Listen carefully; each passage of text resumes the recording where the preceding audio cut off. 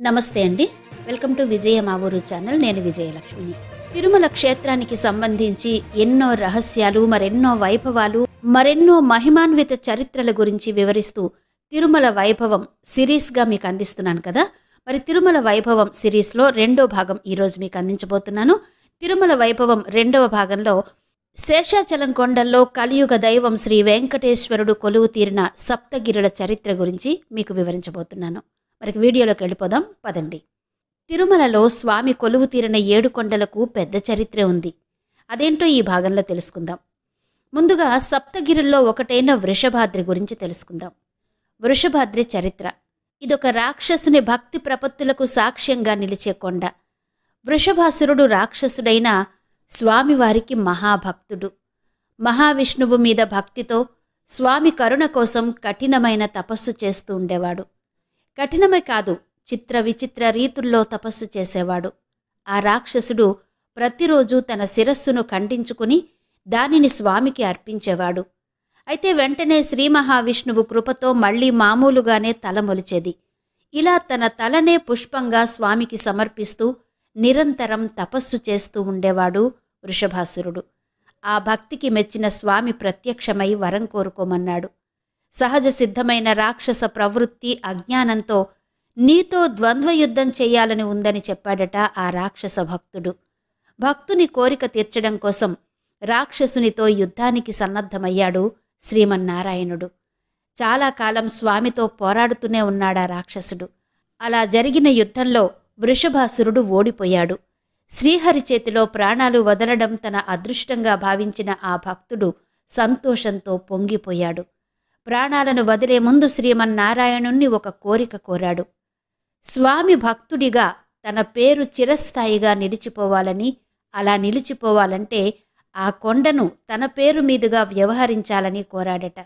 భక్తుని కోరికను మన్నించిన స్వామి దానికి అంగీకరించడంతో ఈ కొండకు వృషభాద్రి అనే పేరొచ్చినట్టు చెప్తారు. ఇక తిరుమల వెంకటేశ్వరుడు కొలువు తీరిన సప్తగిరుల్లో గరుడాద్రి.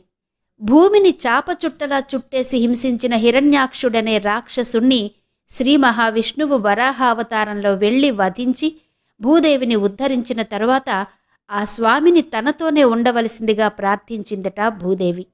అప్పుడు శ్రీమన్నారాయణుడు తన నివాసార్థం స్వర్గం నుంచి ఒక అందమైన పర్వతాన్ని భూమి మీదకు తెమ్మని గరుత్మంతుణ్ణి ఆదేశించారట. అలా గరుత్మంతుడు తెచ్చిన పర్వతమే గరుడాద్రి అయింది. స్వామి వరాహమూర్తిగా ఇక్కడ నిరంతరం సంచరిస్తుంటాడని పురాణ కథనం. గరుడాద్రికి సంబంధించి మరో పురాణ కథనం కూడా ఉంది. సవతి మాత్సర్యంతో నాగుల మాత అయిన కద్రువ గరుడుని తల్లి అయిన వినతను మోసంతో మాయోపాయంతో దాసిని చేసుకుంది. గరుడు తన తల్లి పినతల్లికి దాస్యం చేయడం చూడలేక ఆ దాస్య శృంఖలాల నుంచి విముక్తురాలిని చెయ్యాలనుకున్నాడు. పినతల్లి దగ్గరకు వచ్చి తన తల్లికి దాస్యం నుంచి విముక్తి కలిగించమని, దానికి ప్రతిగా వారేది కోరినా చేస్తానని చెప్పాడు. అయితే నీ తల్లికి దాస్య విముక్తి చేయాలంటే అమృతాన్ని తెచ్చి నా పుత్రులకు ఇవ్వు అని షరతు పెడుతుంది కద్రువ. మహాబలశాలి అయిన గరుడు దానికి ఒప్పుకుని అసాధ్యమైన అమృతాన్ని సాధించి పినతల్లికి ఆమె కుమారులైన నాగులకు ఇచ్చి తన తల్లిని దాస్య విముక్తురాల్ని చేశాడు. అలా తల్లి రుణం తీర్చుకున్న అనంతరం తిరిగి వైకుంఠానికి చేరుకుని తన స్వామి అయిన శ్రీ మహావిష్ణువును సేవించుకుంటానని అనుజ్ఞ ఇవ్వమని కోరాడు శ్రీమన్నారాయణుణ్ణి. అయితే తాను వెంకటేశ్వరునిగా భూలోకంలో ఉంటానని, అందుకే ఒక పర్వత రూపంలో భూమి మీదే ఉండి తనకు నివాసస్థానంగా ఉండమని శ్రీ మహావిష్ణువు ఆదేశించాడట. ఆ ఆదేశానుసారం గరుడు పర్వతంగా మారాడని, ఆ పర్వతమే గరుడాద్రి అని ఒక పురాణ కథనం. ఇక సప్తగిరులలో మరొకటి అంజనాద్రి. హనుమంతుని తల్లి అంజనాదేవి తపస్సు చేసిన ప్రదేశం అంజనాద్రిగా ప్రసిద్ధి చెందింది. అంజనాదేవి పూర్వజన్మలో పుంజిక స్థల అనే గంధర్వ కన్య. ఆమె ఒకసారి భూలోకంలో విహారం చేస్తూ ఆ పవిత్ర పర్వత శ్రేణులపై వానర రూపంలో తపస్సు చేసుకుంటున్న ఒక ఋషిని చూసి చంచలత్వంతో పరిహసించిందట. తన తపస్సుకు భంగం కలిగించడమే కాకుండా తనను పరిహసించినందుకు కోపగించుకున్న ఋషి, ఒక వానరల్లాగా కోతి చేష్టలు చేశావు కాబట్టి నీవు వానర రూపంలో జన్మిస్తావని శపించాడట. అలా ఆమె శాపవశాన వానరకన్య అంజనాదేవిగా జన్మించింది. మహాబలవంతుడు భక్తుడు అయిన కేసరిని వివాహం చేసుకుంది. వారికి చాలా కాలం సంతానం కలగకపోవడంతో అంజనాదేవి చింతాక్రాంత అయింది. ఆ చింతతోనే మతంగమునిని సేవించి తన చింతను తెలియచేసింది. అప్పుడు ఆ మహర్షి తిరుమల కొండలలో ఆకాశగంగ సమీపాన ఉన్న పర్వతం మీద తపస్సు చెయ్యమని, ఆ తపః ఫలితంగా మహాబలవంతుడు పూజనీయుడు అయిన కుమారుడు జన్మిస్తాడని చెప్పాడు. అంజనాదేవి ఆ విధంగానే ఆ పర్వతం మీద తపస్సు చెయ్యనారంభించింది. ఆ తపః ఫలితంగానే వాయుదేవుని కరుణతో ఆంజనేయుడు ఆమె గర్భంలో ఉదయించాడు. ఇలా అంజనాదేవి తపస్సు చేసిన పర్వతానికి అంజనాద్రి అనే పేరు స్థిరపడింది. సప్తగిరులలో మరొకటి నీలాద్రి.